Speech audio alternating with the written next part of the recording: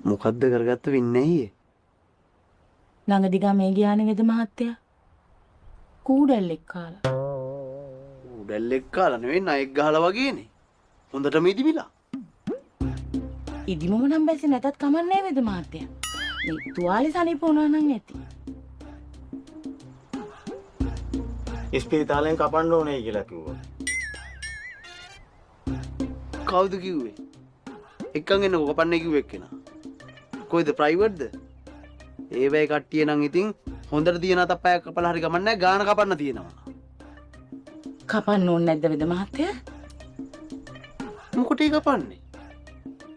මන් දෙන බෙහෙත් ටික වෙලාවට කලාවට කරගත්තා නම් කපන්න දෙයක් නැහැ. අනේ හැලෙනවා. මොකද? හැලෙනවා. මොකද? හැලෙනවා. හැලෙනවා. අයියෝ! අපෝ! අනේ! ගැඩුවා! එපා එපා අයියෝ අයියෝ! අනේ!